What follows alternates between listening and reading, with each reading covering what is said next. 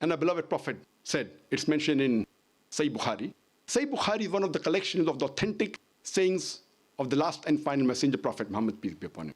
It's mentioned in Sahih Bukhari, volume number 8, in the book of manners, chapter number 2, hadith number 2. A man approaches the Prophet and asks him that who deserves the maximum companionship and love in this world?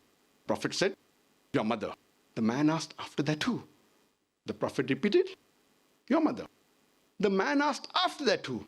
Again the Prophet said, your mother. The man asked for the fourth time, after that who?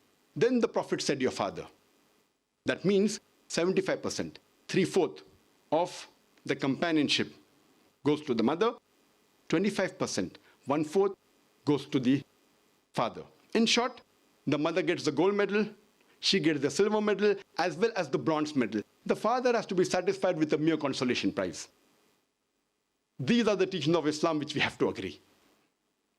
And if we analyze, Islam gave economic rights to women 1300 years before the Western world. 1400 years ago, Islam gave right to any adult Muslim woman to own or disown the property without the permission of anyone else. The first time the Western world gave right for a woman to own or disown property was in 1870s under the Married Women Property Act, which said that a married woman, adult, can own or disown the property without the permission of the husband. And this act was later revised. Islam gave economic rights to women 1300 years before the Western world. And in Islam, we do not agree with the word housewife, which is used in English language, because we don't consider the woman to be married to the house to be called as housewife. We prefer calling her as homemaker, the person who makes the home, the person who builds the home. Though we see that there are many misconceptions, and many people think that men and women in Islam are not equal. In fact, in Islam, men and women are equal. But equality does not mean identicality. They're equal, but they are not identical. Depending upon the physiological makeup, their psychological makeup, their biological makeup, they have different roles.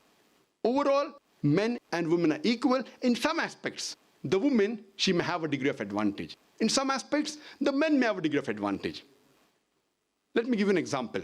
If there are two students in a class, student A and B, both of them, they come out first in examination.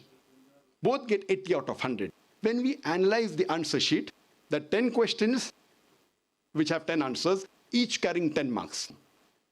In answer to question number 1, student A gets 9 out of 10.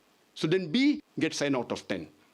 In answer to question number 2, student B gets 9 out of 10, and student A, he gets 7 out of 10. In all the remaining 8 answers, both get 8 out of 10. If we add up, both get 80 out of 100, they're equal. But in answer number 1, the student A has a degree of advantage. In answer number 2, student B has a degree of advantage. In the other aspects, both are equal. And overall also they're equal. In the same way, men and women in Islam are equal. In some aspects, the men have a degree of advantage. In some aspects, the women have a degree of advantage. For example, if a robber, if a thief enters my house, I will not say, I believe in women liberalization. I will not ask my wife or my daughter to go and fight. Since God has given me more strength, it is my duty to fight. As the Quran says in Surah Nisa chapter 4 verse 34, that God has given more strength to men. It is his duty to protect the women. So in strength, the men have a degree of advantage. And the other example I gave earlier, that where companionship of the children is concerned for the parents, the women have 3 times more companionship as compared to men. The mother has 3 times more companionship as compared to father. So here, the women have a degree of advantage. So as I said earlier, men and women in Islam are equal. In some aspects, the women have a degree of advantage. In some aspect, the men have a degree of advantage.